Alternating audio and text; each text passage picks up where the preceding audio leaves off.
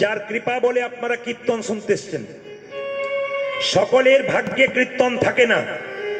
অনেকে আসবো বলে আসতে পারে নাই, অনেকের আসার কথা ছিল না কিন্তু এসে গেছেন। আবার এসে অনেকের ভাগ্যে মেলে না, বাচ্চা কোলে নিয়ে এসেছে, কান্নাকাটি করছে, ওর থাকার ইচ্ছা ছিল কিন্তু থাকতে পারলো না, এরকমও হয়। কিংবা কেউ কীর্তন শুনতে এসছেন, বাড়ি থেকে ফোন এসছে, বড় অসুবিধা আসছে, এখনই উঠতে হবে।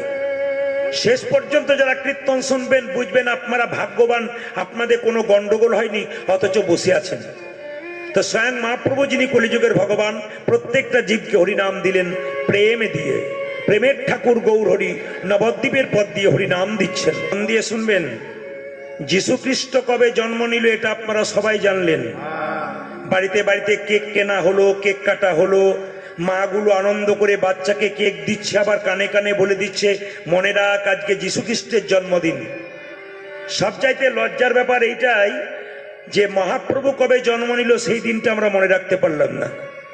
কিন্তু মহাপ্রভু যেদিন জন্ম নিলেন, মায়েরা সবাই শুনে রাখুন, যেদিন আপনার রং খেলেন দোল পূর্ণিমার দিন, সেদিন মহাপ্রভু জন্ম নিলেন। ভালো করে শুনবেন। যেদিন বাড়িতে আপনার দোল পূর্ণিমা, স্বয়ং মহাপ্রভু এলেন সেই দিনটা আপনারা বাড়িতে কেউ আমিষ করবেন না, যদি মেনে নিতে পারেন আমার কথা। কিছু মনে করবেন না, স্বয়ং কলিযুগের ভগবান রাধাকৃষ্ণ মিলিত তনু মহাপ্রভু দোল পূর্ণিমার দিনে এসেছিলেন 1407 শতাব্দে ফাল্গুন মাসের 23 তারিখে। কটার সময় এসেছিলেন? সন্ধে 5:46। কি বার এসেছিলেন? কেউ কেউ বলে শুক্রবার, কেউ কেউ বলে শনিবার। বাবার নাম কি ছিল? জগন্নাথ মিশ্র। মায়ের নাম কি? শচী দেবী। ছেলেটি যখন জন্ম নিল নিম গাছের তলায় জন্ম নিয়েছিল, তাই তার নাম হয়েছিল নিমাই। বাবা জগন্নাথ মিশ্র নাম দিয়েছিলেন কি? বিশ্বম্ভর। কতগুলো নাম দেখুন। কাঁচা সোনার মতো গায়ের রং, এই জন্য তার নাম হলো শ্রী গৌরাঙ্গ। আবার তিনি, সবাই লক্ষ্য করুন মায়েরা, যখন জন্ম নিলেন, জন্ম নেবার সময় চন্দ্রগ্রহণ চলছিল। সেই সময় চন্দ্রগ্রহণ, এবং শুধু তাই নয়, সেই সময় গঙ্গাতে বহু মানুষ স্নান করতে গেছে, নাম কীর্তন হচ্ছে, মহাপ্রভুর জন্ম হচ্ছে। তিনি যদি না আসতেন আপনারা এখানে কীর্তন শুনতে আসতে পারতেন না।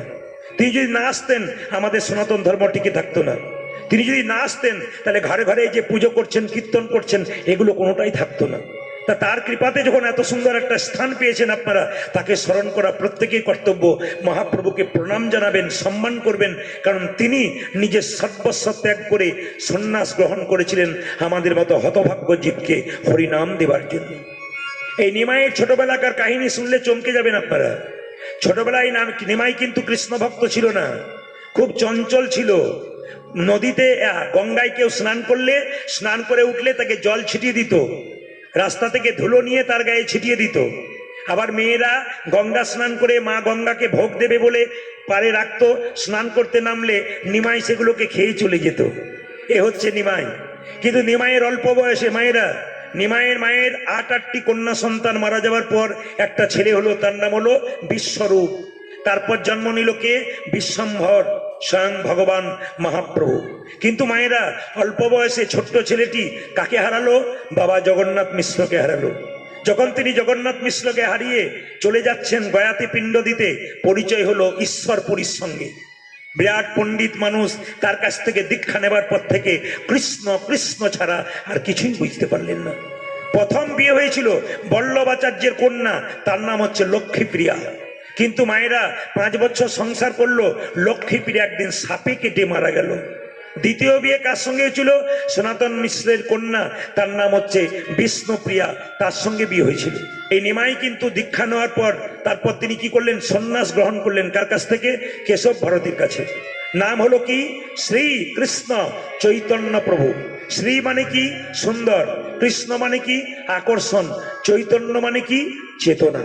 যিনি প্রত্যেকটা জীবের মধ্যে কৃষ্ণ নামের চেতনা জাগাবেন বলে এলেন, তিনি হলেন মহাপ্রভু। দাদা নিতাইকে ডাকলেন, দাদা তুমি অধম জীবকে হরিনাম দাও। কিভাবে? নয়নে দেখিবে যারে কৃষ্ণ নামে দেবে, নয়নে দেখিবে যারে কৃষ্ণ নামে দেবে,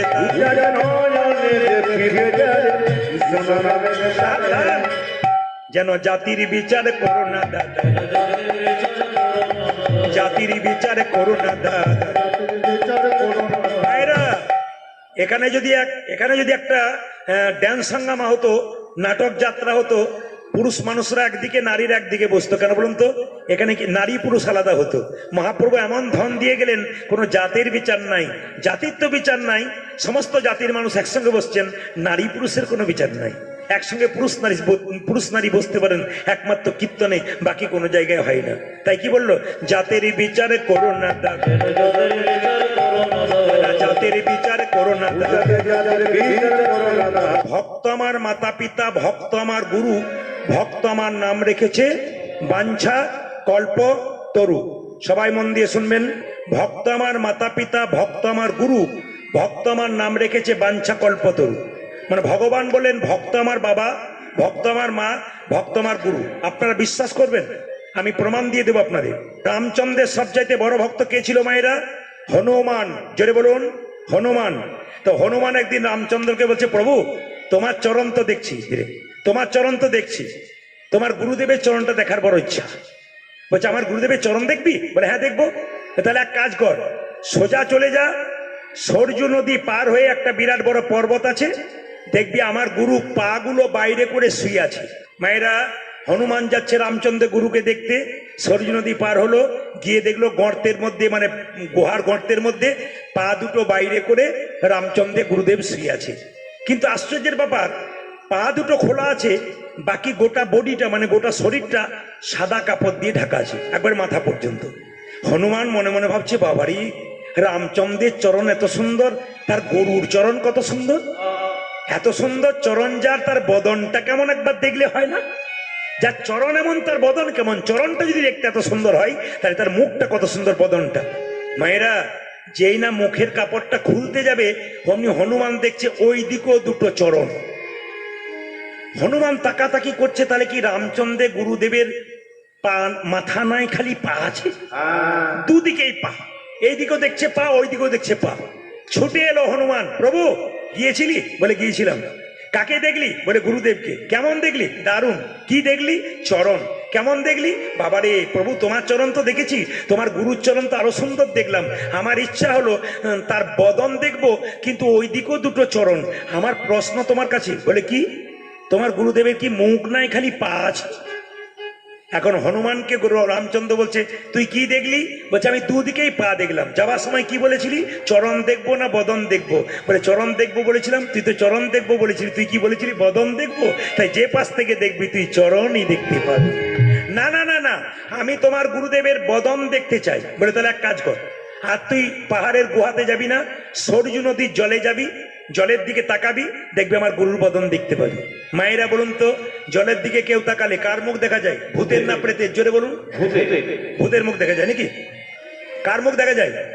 হ্যাঁ, নিজের। তাহলে জলের দিকে যখন এরকম করে হনুমান তাকাচ্ছে, যখন তাকাচ্ছে, তাকাতে তাকাতে হঠাৎ দেখতে পেলো কি? খালি নিজের পোড়া মুখটাই দেখতে পাচ্ছে। ও জলটাকে মাঝে মাঝে এরকম করে নিচ্ছে, আবার নিজের পোড়া মুখটা দেখছে। অনেকক্ষণ পরে এসে বলছে, প্রভু বলে কি? তুমি বললে জলের মধ্যে গুরুদেবের, তোমার গুরুদেবের মুখ দেখতে পাবো, দেখতে পেলাম না, ছাই আমার পোড়া মুখটা দেখতে পেলাম। কি দেখলি আরেকবার বল? বলে আমার পোড়া মুখটাই আমি দেখতে পেলাম। ওরে হনুমান, আমি শাস্ত্রে বলেছি, ভক্ত আমার মাতা পিতা, ভক্ত আমার গুরু, ভক্ত আমার নাম রেখেছে বাঞ্ছা কল্পতরু। ভক্ত যদি আমার গুরু হয়, তুই তো আমার পরম ভক্ত, তুই তোর মুখ দেখবি না তো কি অন্য কারো মুখ দেখবি? নিতাই গৌর হরি। একসঙ্গে বলবেন, রাধে রাধে।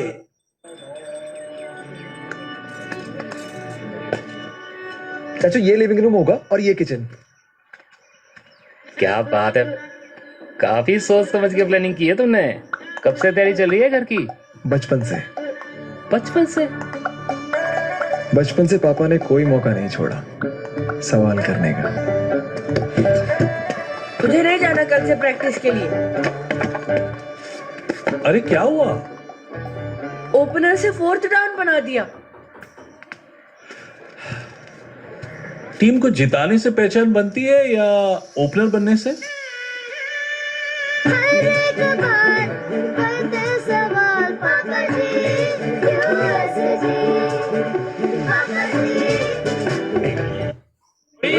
একসঙ্গে বলবেন, রাধে রাধে। বাহ, এই সুরটা যেন আমি সবসময় শুনতে পাই। জোরে বলুন, রাধে রাধে। একবার একবার বলে রাখি কেন রাধে রাধে বলতে বললাম। ভগবান কৃষ্ণ নিজের মুখে বললেন দুটো কথা, যে আমি যে কৃষ্ণের দাস, আমি যে কৃষ্ণের দাস, এতে যদি কারো সন্দেহ হয়, কোটি কোটি যুগ যদি আমাকে ভজনা করে, সকল ভজনা বৃথা তার। মানে কৃষ্ণ যে রাধার দাস এ কথা যদি কেউ বিশ্বাস করতে না পারেন, তবে কোটি কোটি জন্ম গ্রহণ করলেও সে রাধার কৃষ্ণের কৃপা পাবে না। কৃষ্ণ নিজের মুখে বলছে আমাকে কেনবার দরকার হবে না, বিনামূল্যে কিনবে যদি কেউ রাধে রাধে বলতে পারে। আমার রাধারানীকে যে খুশি করতে পারে আমি তার প্রতি খুশি হয়। যদি কৃষ্ণের কথাটা তাই হয়, সবাই মিলে একসঙ্গে বলুন, কৃষ্ণের কৃপা পেতে গেলে রাধে রাধে। একবার জোরে বলুন, একবার জোরে বলুন। আমি আপনাদের শিখিয়ে দিয়ে যাই, আগামী কাল থেকে সকালবেলায় যে যাকে দেখবেন কি বলবেন, জোরে বলবেন। আগামীকাল সকাল থেকে যে যাকে দেখবেন কি বলবেন, মন্দিরে যাবেন কি বলবেন, বন্ধুর সঙ্গে দেখা হবে কি বলবেন, বান্ধবীর সঙ্গে দেখা হবে কি বলবেন, স্বামী স্ত্রীতে ঝগড়া হবে কি বলা বলি করবেন। দেখবেন কৃষ্ণের কৃপা কিন্তু হয়ে যাবে। জোরে বলুন রাধে রাধে, রাধে রাধে। এই খড়গপুরের পাশে দেখবে একটা গ্রাম ছিল, আপনাদের গ্রামের নাম যেমন সিঙ্গি, ঠিক সেরকম খড়গপুরের পাশে একটা গ্রাম ছিল, গ্রামটার নাম হচ্ছে ধারেন্দা গ্রাম মাইরা। সেখানে স্বামী স্ত্রী দুজন বাস করত। স্বামীর নাম কৃষ্ণমণ্ডল, স্ত্রীর নাম দুরিকা দেবী। আমি কিন্তু মাঝখানে জিজ্ঞেস করবো স্বামীর নাম কি, বললাম কৃষ্ণমণ্ডল, সবার মনে থাকবে, কৃষ্ণ কথা সবার মনে থাকবে, আর স্ত্রীর নাম কি, দুরিকা দেবী। গাড়ি বাড়ি টাকা পয়সা সব থাকলেও একটা জিনিস না থাকলে বাড়িতে সুখ নাই, কি বলুন তো, কোনো মায়ের কোলে যদি সন্তান না থাকে। আসলে তাই হয়, যারা খুব বেশি ভক্ত হয় ভগবান তাদের মাঝে মাঝে ধাক্কা মারে। দেখবেন, কিছু মনে করবেন না, যারা খুব হরিনাম করে তাদের ছেঁড়া কাপড় হয়, যারা দেখবেন খুব ভগবানের নাম করে, আমাদের মতো কথা বলি নাই, যারা প্রকৃত ভক্ত হরিনাম করে পাগলের মতো ঘুরে বেড়ায়, ছেঁড়া কাঁথায় সই, তারা দেখবেন ছেঁড়া কাপড় হয়, ঘর ফুটে জল পড়ে, এদের ছেলের অসুখ হয়, অনেক কষ্ট পাই এরা। কেন পাই? ভগবান যাচাই করে দেখে, তোকে পরীক্ষা করে দেখবো, তুই পাস করলে আমার, আর ফেল করলে আমার নোস। দেখবেন মায়েরা যারা পড়াশোনা করে তারা পরীক্ষা দেয়, যারা পড়াশোনা করেন তারা পরীক্ষা দেয় না। যারা ভক্ত তাদের পরীক্ষা হয়, যারা অভক্ত তাদের পরীক্ষা হয় না। আমাকে অনেকে প্রশ্ন করে, প্রদীপ বাবু, কেউ মস্তানি করছে, লোক ঠকাচ্ছে, মারছে, ধরছে, এরা বুক ফুলিয়ে ঘুরে বেড়াচ্ছে, এদের কিছু নাই, আর যারা হরিনাম করছে, কৃষ্ণ নাম করছে, তাদের তো কষ্ট কেন? আমি শুধু বলতে চাই, জেনে নিন আপনারা, যারা হরিনাম করে, কৃষ্ণ নাম করে, আর যারা মস্তানি করে লোক ঠকায়, তারা কিন্তু কিছু পায় না। কেন পায় না? তারা দিব্যি ঘুরে বেড়াচ্ছে। কেন? ভগবান জন্মের পরে প্রত্যেকটা মানুষকে দুটো কলসি দিয়েছে, কলসি। আপনার কাছে আমার কাছে আছে, একটা পাপের কলসি, একটা পুণ্যের কলসি। যারা পাপ করছে, অন্যায় করছে, আপনারা কি ভাবছেন উনি সুখে থাকবেন? এখন বুক ফুলিয়ে ঘুরে বেড়াচ্ছে, কিন্তু পাপের কলসি যেদিন পূর্ণ হয়ে যাবে, দুর্যোধনের মতো রাস্তায় ভিক্ষা করে করে বেড়াবে। আর দেখবেন আপনারা যারা কৃষ্ণ ভক্ত কষ্ট পাচ্ছেন, তাদের জন্য বলে রাখি, পুণ্যের কলসিটা যেদিন পূর্ণ হয়ে যাবে, সেদিন পরমানন্দ গোবিন্দের চরণ আপনাদের লাভ হয়ে যাবে। এই জন্য বাবা, পরীক্ষার দরকার আছে। একটা কথা শুনে রাখুন, ধৈর্য যার ভগবান তার, ধৈর্য যার নাই ভগবান তার নাই। ও মায়েরা, এই যে তাকান, অনেকে বলে আমার মন খুব চঞ্চল, প্রদীপ বাবু কি করব, ফোনের মাধ্যমে বলে। কিন্তু আমি একটা কথা তাদেরকে বলি, অন্তত দিনের মাথায় 5 মিনিট ভগবানের জন্য চুপচাপ চোখ মুজে বসো, তোমার মন শান্ত হয়ে যাবে। তো দু একজন বলে চেষ্টা করে দেখেছি, হয় নাই। বলে কেন? না, চোখ মুজলে আমার ঘুম চলে আসে, আমার হয় নাই। আবার একজন বলছে চোখ মুজলেই সংসারে হাজার চিন্তা মাথায় চলে আসে, ওই জন্য হয় নাই। আবার দেখবেন অনেকে বলেছি, এক কাজ করো না, যেদিন ব্রত, রামনবমী, জন্মাষ্টমী, যেদিন একাদশী, সেদিন এক কাজ করো না, মৌন থাকো, মৌন। ও মায়েরা, মৌন মানে কি বলুন তো? সারাদিন ব্রত নিতে হবে, আমি কারোর সঙ্গে কোনো কথা বলবো না। যদি মৌন ব্রত নেন তাহলে খুব ভালো হয়।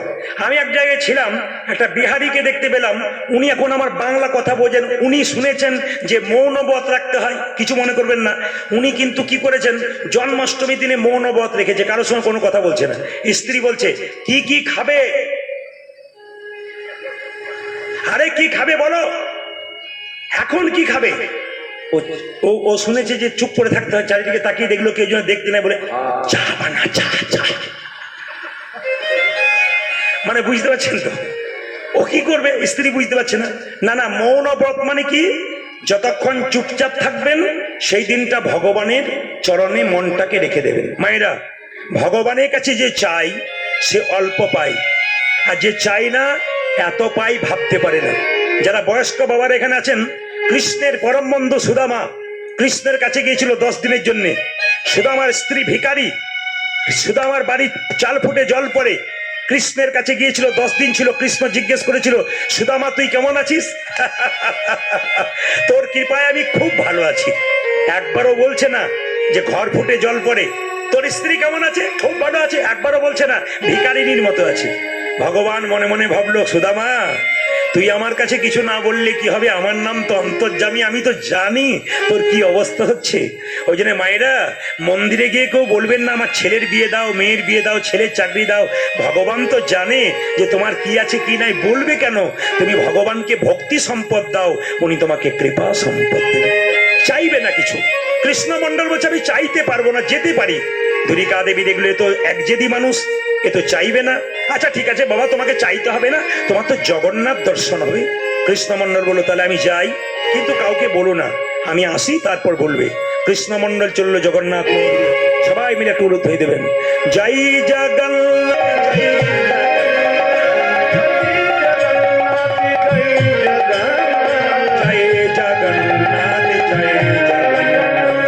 জয় জগন্নাথ দেব কি। এবার বলুন তো মায়েরা, জগন্নাথের চোখটা গোল না কৃষ্ণের চোখটা গোল? জোরে বলুন। জগন্নাথের, আস্তে। আচ্ছা মায়েরা, কৃষ্ণের চোখটা পটল চেরা, জগন্নাথের চোখটা গোল কেন? কৃষ্ণের চোখ পটল চেরা, মাঝে মাঝে এদিক ওদিক বিচার হয়, কিন্তু জগন্নাথের চোখ গোল, জগন্নাথের বিচার সমান। কেন? ব্রাহ্মণ গেলেও যা, শূদ্র গেলেও তা, জমিদার গেলেও যা, প্রজা গেলেও তা। এই যে তাকান, রাজা গেলেও যা, প্রজা গেলেও তা। যেই জগন্নাথের কাছে যাবে জগন্নাথ দেব সমান, তাই চোখটা তার গোল। মায়েরা, কারা কারা জগন্নাথ দেব মন্দিরে গেছে একটু হাত তুলুন তো। বেশ, নামাবেন। জগন্নাথ দেবের মন্দিরে দেখবেন মায়েরা, হাঁড়ির ওপরে হাঁড়ি রান্না হয়। জোরে বলুন হ্যাঁ না না। দেখবেন আশ্চর্য ব্যাপার, ওপরের হাঁড়ি থেকে রান্না হয়ে আসে। এ খুব আশ্চর্য মাহাত্ম্য। জগন্নাথ মন্দিরে আপনারা দেখবেন কোনো গুঁড়ো মশলার ব্যবহার করে না, শিল নোড়াতে বাটা হয়, নোড়া দিয়ে, শিল দিয়ে। হ্যাঁ, সবাই লক্ষ্য করুন, যে যেখানে বসে আছেন। খুব দামি দামি কথা।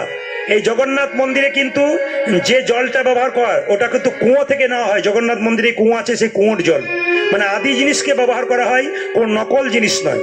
জগন্নাথের প্রসাদ দিনের পর দিন তৈরি হচ্ছে। সবাই তাকাবেন, খুব দামি কথা। আপনারা যারা হাত তুললেন যে আমরা জগন্নাথ মন্দিরে গেছি, তারা বলুন তো এই কথাটা জগন্নাথকে বলতে পেরেছেন কিনা? কৃষ্ণমন্ডল কি সুন্দর বলছে দেখুন। ওগো জগন্নাথ, আমি তোমার কাছে এলাম কিছু চাইবো বলি, কিন্তু কি চাইবো জগন্নাথ? তোমার তো হাত নাই, তোমার তো পা নাই, তুমি আমায় দেবে কি? তোমার হাত থাকলে তুমি দিতে, তোমার পা থাকলে তুমি দিতে। ওগো জগন্নাথ, তুমি দেবে কি? ওগো জগন্নাথ তুমি কি? মায়েরা, তোমার হাত নাই, তোমার পা নাই, তুমি দেবে কি? তোমার হাত নাই, তোমার পা নাই, তুমি দেবে কি? এই কথা কেউ বলতে পেরেছেন? কিন্তু যখন যারা বড় বড় ভক্ত হয় ভগবানকে বলতে পারে। জগন্নাথ দেব কি বললো দেখুন, ওরে কৃষ্ণমন্ডল, আমার হাত নাই ঠিক কথা, এই হাতে তোদেরকে দিলাম কর্ম করার জন্য। আমার পা নাই, এ পা তোদেরকে দিলাম এক জায়গা থেকে অন্য জায়গা যেতে হবে কর্মের জন্য। আমার যা নাই তা আমি তোদেরকে দিলাম। কৃষ্ণমন্ডল কেঁদে কেঁদে বলছে, জগন্নাথ, তোমার কাছে লোকে এসে গাড়ি বাড়ি টাকা পয়সা ধন দৌলত চাই, কিন্তু তোমার কাছে আমি কি চাইবো? আমি যা চাইবো জগতের কেউ চাইবে না। সবাই শুনে নিন, জগন্নাথ মন্দিরে গিয়ে আপনারা কত কিছু চেয়েছেন, কিন্তু কৃষ্ণমন্ডল যেটা চাইলো আপনারা কেউ চান না। কৃষ্ণমন্ডল বলল, ওগো জগন্নাথ, আমি তোমার সামনে বললাম আমার স্ত্রী তোমার কাছে অনেক কিছু চাইতে বলেছিল, কিন্তু কিছুই চাইতে পারলাম না। লোকে যা চাই তাই চাইলাম না, কি চাইবো জানো? আমি কিন্তু কি চাইবো? গাড়ি চাই না, বাড়ি চাই না, টাকা চাই না। যদি দেবে জগন্নাথ তবে দাও আমায় একটা কৃষ্ণ ভক্ত সন্তান দাও। হরি বল। আপনাদের গাড়ি হোক, বাড়ি হোক, টাকা হোক, আমি সেটা চাইবো না। আপনাদের হোক, অনেক হোক, কিন্তু আমি একটা জিনিস চাইবো, যারা কীর্তন শুনতে এসছেন তাদের প্রত্যেকের বাড়িতে একটা করে যেন কৃষ্ণ ভক্ত সন্তান হয়। প্রশ্ন করবেন, প্রদীপ বাবু টাকা পয়সাওয়ালা ইঞ্জিনিয়ার, ডাক্তার, মাস্টার ছেলে চাইলেন না, আমি কৃষ্ণ ভক্ত সন্তান চাইলেন কেন? না, কৃষ্ণ ভক্ত সন্তান চাইলাম এই জন্যে, নিমাই যখন তার বাবার পিণ্ড দিতে যাচ্ছিল তখন মাকে জিজ্ঞেস করেছিল, মা পিণ্ড দিলে কি হয়? সচী মাতা বলেছিল পিণ্ড দিলে 7 বংশোদ্ধার হয়। নিমাই বলেছিল, মা পিণ্ড দিলে 7 বংশোদ্ধার হয়, কোনো বংশে একজন কৃষ্ণ ভক্ত সন্তান জন্ম নিলে তার 7 বংশ নয়, তার 14 বংশ। আমি বলবো আজকে আপনাদের কাছে আমি একটা সুন্দর কথা বলে যাই, আপনাদের ভবিষ্যৎবাণী আমি করে যাই। আপনাদের এই সিংহি গ্রাম বা পার্শ্ববর্তী গ্রামের যারা কীর্তন শুনতে এসছেন, শুনে যান। আমি বেঁচে থাকি কি না থাকি, পরবর্তী প্রজন্ম যারা ছোট ছোট বাচ্চা জন্ম নিচ্ছে, আমি আসরে দাঁড়িয়ে বলে গেলাম 100% আপনাদের এখানে কৃষ্ণ ভক্ত সন্তান জন্ম নিচ্ছে। এরকম ছোট ছোট বাচ্চাগুলো 10-12টা সামনে বসছিল, তো যতগুলো প্রশ্ন করছি মাগুলো উত্তর দিচ্ছে না, তার আগে বাচ্চাগুলো দিচ্ছে। জিজ্ঞেস করলাম এরা কি করে? ওরা আপনার তো সবসময় শুনছে, মুখস্থ হয়ে আছে, ওরাই দিচ্ছে, আপনারা শোনেন না? বলে আমরা শুনি কিন্তু মনে রাখতে পারি না। যেমন কিছু মনে করবেন না, এক ভদ্রলোক আমাকে পরশু তারিখে বলছে, আমি কীর্তন সবাই শোনে কিন্তু বোঝে কম। বোঝে কজন? সবাই তো শোনে, বোঝে কজন? একজন বলছে আমি 365 দিনের মধ্যে আমার কোনো কাজ নাই, ছেলেরা চাকরি করে, বলেছে বাবা কোনো অসুবিধা নাই, যেখানে যেখানে হরিনাম হবে তুমি শুনতে চলে যাবে, প্রসাদ পাবে, বাড়ি চলে আসবে, কোনো অসুবিধা নেই। বলছে সব জায়গায় কীর্তন শুনি, 365 দিনের মধ্যে 250 দিন কীর্তন শুনি, কিন্তু একটা গন্ডল কি, আমি বিড়ি ছাড়তে পারি না। তাহলে বলুন উনি কি কীর্তন শোনে নাই? উনি শুনেছেন কিন্তু বোঝেন নাই। তাহলে শুধু শুনলে হবে না, বুঝতে হবে। মানব জন্ম কি করা কর্তব্য সব আমি আপনাদেরকে বুঝিয়ে দেবো। যেই না কৃষ্ণমণ্ডল বলছে কৃষ্ণ ভক্ত সন্তান দাও, জগন্নাথ দেব যেমন আশীর্বাদ করে বলল, যা কৃষ্ণমণ্ডল তোকে কৃষ্ণ ভক্ত সন্তান। কৃষ্ণমণ্ডল আনন্দিত মনে বাড়ির দিকে ছুটছে তার স্ত্রীকে জানাবার জন্য কৃষ্ণ ভক্ত সন্তান পেয়েছে। গাইতে গাইতে যাচ্ছে, ভগবানের কি লীলা গো, যশোদার দুলাল বজের রাখা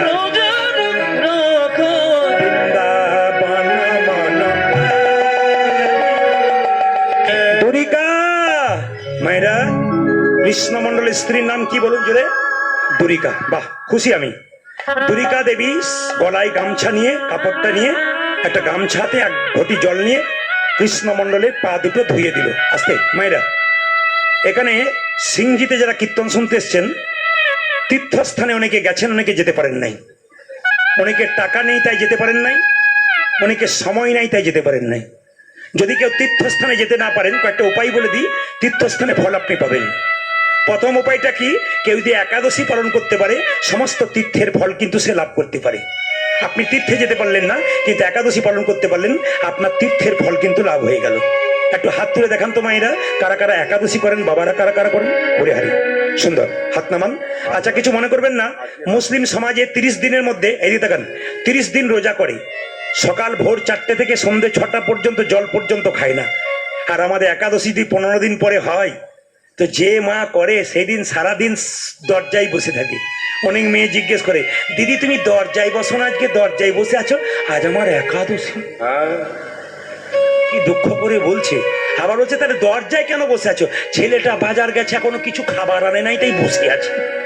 মানে কিছু মনে করবেন না, একাদশীর দিনে খাবার চিন্তা করতে নেই, কিন্তু অনেকে ফোন করে বলে, প্রদীপ বাবু একাদশী করলে কি কি খেতে পাবো বলুন তো।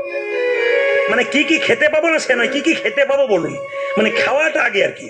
কিছু মনে করবেন না মায়েরা, একটা মেশিন যেমন 7 দিনে কোম্পানির মেশিন কারখানাতে বন্ধ থাকে, একদিন রেস্ট দেওয়া হয়।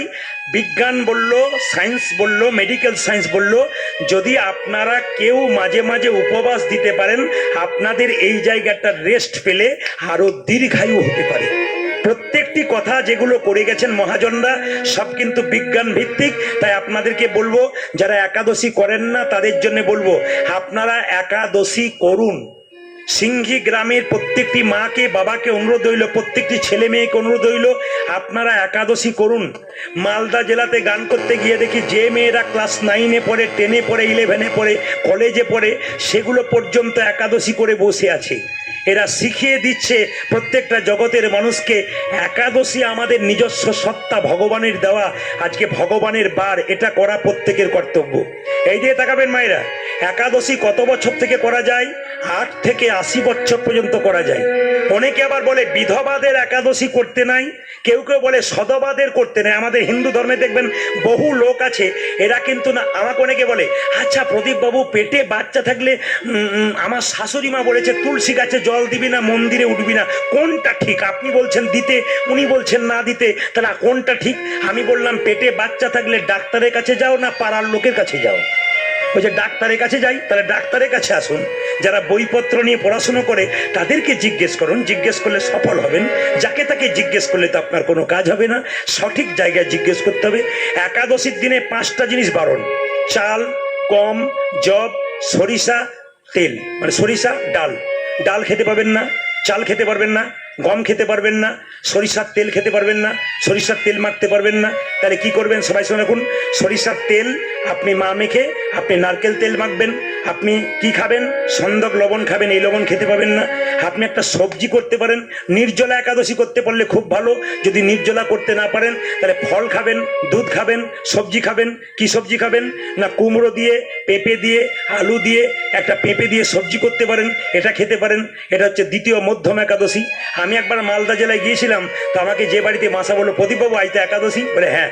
তো বললাম একাদশী দিনে বেশি খাবার খেতে নেই, যতটা কম খাবেন তত ভালো। একাদশী দিনে যত কম খাবেন, মানে পেটটাকে 4 ভাগ করলে 2 ভাগ খাবেন, 1 ভাগ জল খাবেন, 1 ভাগ ফাঁকা রাখবেন। এটা প্রত্যেক দিনের নিয়ম, ডায়েট। কিন্তু একাদশীর দিনে একবারে যত কম খাবেন তত ভালো। আমাকে সেদিন 4 গ্লাস দুধ, 4 রকমের পায়েস, 4 রকমের সবজি, 4 রকমের ফল, 1 থালা ফল দিয়েছে। মেয়েটি বলছে বিশেষ কিছু দিতে পারলাম না। বললাম 30 দিন যদি এরকম হয় তাহলে কোনোদিন আমি একাদশী ছাড়বো না। যা দিয়েছে আর কি। নির্জলা একাদশীর নাম হচ্ছে উত্তম একাদশী, আর ফলমূল খেয়ে একাদশী মধ্যম একাদশী। আর আমাকে যেটা দিয়েছিল উত্তম নয়, মধ্যম নয়, ধমাধম একাদশী।